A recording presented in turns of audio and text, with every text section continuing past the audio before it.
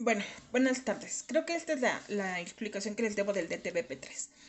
El DTBP3 es una prueba que nos va a ayudar a entender lo que es el proceso de percepción visomotriz en las personas entre los 4 y los 12 años. Hay que ver precisamente cómo es que nosotros captamos la información y estos procesos cómo implican respuestas motrices o respuestas cognitivas de nuestra parte.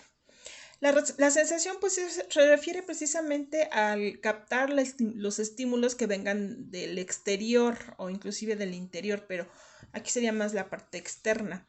O sea, sensaciones de dolor, sensaciones de calor, sensaciones de movimiento, percibir formas, o sea, ver formas, ver texturas, ver escenas, o sea, todo eso tiene que ver con la estimulación que nosotros recibimos. Esta estimulación va a llegar a ciertas zonas de nuestro cerebro, nuestro sistema nervioso, donde va a ser canalizada a un área específica y ahí se va a dar lo que es el proceso de percepción.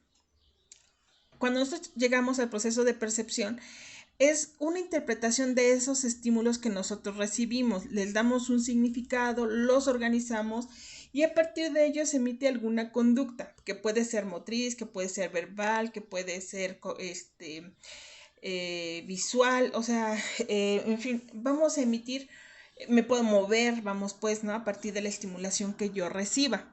Pero pues primero necesito sentir precisamente, dice aquí, solo de nuestros órganos sensoriales, sino también de nuestro cerebro. O sea, llega el estímulo, mi cerebro lo interpreta y a partir de ello yo tengo un proceso de percepción.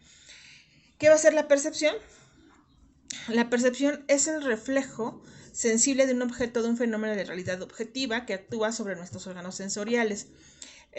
La percepción en nosotros los humanos o las personas pensantes, por así decirlo, no es solamente la imagen sensitiva, sino que también es un proceso que tiene que ver con la experiencia, con la dotación de estímulos, la dotación genética, eh, con mi proceso de desarrollo. O sea, no es nada más una cuestión meramente fisiológica o intelectual cognitiva, sino que está nutrida precisamente por todo lo que son mi contexto, ¿no? Valga la redundancia. Eh, la percepción, por lo tanto, no nada más va a ser una cuestión donde yo sumo e integro sensaciones, sino un proceso en el cual yo percibo, canalizo la información y con base precisamente en toda mi dotación individual, yo emito una respuesta. Esta prueba como tal de DTBP3 está basada en lo que es la psicología gestal. Por lo tanto, cuando hablamos que nosotros llevamos a cabo el proceso de percepción, es un todo, o sea, aunque sea una cuestión visual, o que sea una cuestión auditiva, aunque sea una cuestión de tacto, yo la estoy integrando en todas sus dimensiones. O sea, cuando yo veo una almohada, la huelo, la siento, la veo, o sea, digo, es una almohada cuadrada, redonda, o tiene forma de nube, o tiene forma de dinosaurio. O sea, ya hay un proceso de interpretación, con eso precisamente tiene que ver la percepción.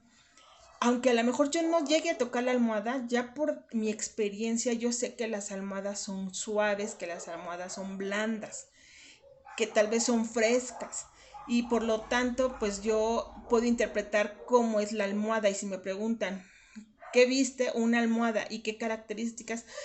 Pues se veía roja, suave, fresca, eh, no sé, o sea, grande, chica, gorda, flaca, aguada, en fin, ¿no? Uno va a ir determinando con base en la experiencia qué características le atribuye a ese objeto que está viendo y que está percibiendo.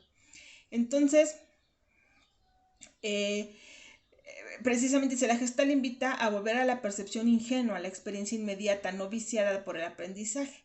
O sea, nos dice cada que ustedes observen algo, pues lo deben observar así tal cual, el objeto como es puro, y a partir de observarlo, captarlo.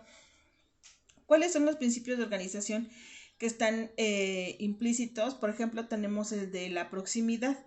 Aquí pues lo que vemos es que aparentemente los objetos están próximos entre sí. Aquí, si ustedes ven esta imagen, podrán observar que hay dos líneas paralelas que parece ser que se juntan, pero no llegan a tocarse. Entonces, así hacemos nosotros esa integración de la información en el cerebro. ¿No? O sea, sí están, pero juntas, pero no se tocan. Por ejemplo, tenemos semejanza.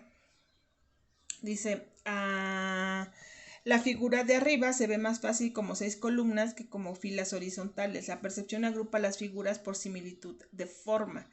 O sea, es más fácil que nuestro cerebro acomode por filas que por columnas, porque finalmente por columnas se va a encontrar que hay objetos diferentes en cada fila, pero que si los organiza por filas se encuentra que hay elementos similares.